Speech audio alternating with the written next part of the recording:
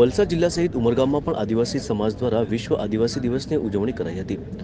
1993માં United નેશન્સે 9 ઓગસ્ટને વિશ્વ આદિવાસી દિવસ તરીકે જાહેર કર્યો હતો। ડિસેમ્બર 1994માં પ્રથમ વખત સંયુક્ત રાષ્ટ્ર મહાસભાએ વિશ્વ આદિવાસી દિવસ ઉજવવાની જાહેરાત કરી હતી।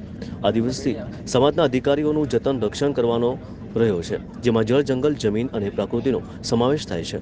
આ ચારેય બાબતોને પ્રોત્સાહન આપવામાં ઉપરાંત તેમની સામાજિક, આર્થિક અને ન્યાયિક સુરક્ષામાં તેમની આદિવાસી સમાજને સશક્ત બનાવવાના હેતુથી પણ આદિવાસી દિવસની ઉજવણી કરવામાં આવે છે।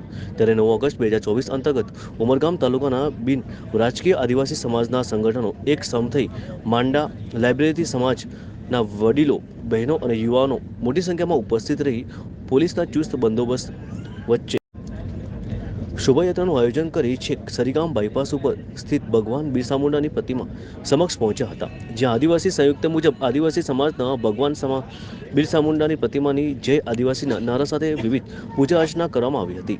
સૌપ્રથમ તો આજે વિશ્વ આદિવાસી દિવસ છે, તો મારા સમાજને શુભકામના આપીશ।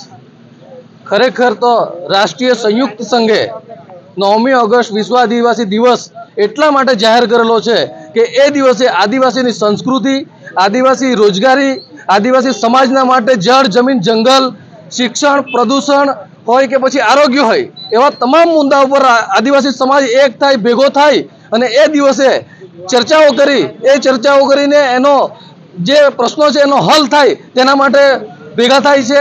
તો ખરેખર આજે તમે જે સવાલ પૂછ્યો છે તેના માટે હું જવાબ આપીશ કે ઉમરગામ તાલુકામાં પ્રદૂષણ એટલા મોટા પાયા પર વધી ગયું છે। કરજગામમાં લાલ પાણી જે નીકળે છે તે મુદ્દા પર હું કહીશ કે ખરેખર તો જે અહીંયાના ધારાસભ્ય છે રમણલાલ પાટકરે ખરેખર અમને કરજગામ સાથે અમારા લોકોને લાલ કરી દીધા છે। તો અમે જ્યારે ભેગા થયા છે તો અમારા આ પ્રશ્નો સદંતર રહેશે। આજના ભાગલા વિશે ખરેખર તો કોઈ ભાગલા પડ્યા નથી। ગુજરાત સરકારનો એક કાર્યક્રમ છે જે ચાલુ સરકારના લોકો કરી રહ્યા છે, અને અમે જે ખરેખર આદિવાસી સંસ્કૃતિની અને આદિવાસી સમાજની જે વાત કરે છે એ લોકો એક થઈને બધા સાથે મળીને અમે અમારી સંસ્કૃતિ બચાવવા, અમારા હક અધિકારની વાતો કરવા માટે આજે ભેગા થયા છે અને ચર્ચા કરીને અમે ભગવાન બિરસા મુંડાજીની પ્રતિમા પાસે દર્શન કરીને અમે ભગવાન બિરસા મુંડાની જે પ્રતિમા બેસાડેલી છે ત્યાં સુધી શાંતિથી જઈશું। અમારા નારાઓ બોલતા બોલતા અમારા આદિવાસી પોતાને સમજતોય નથી।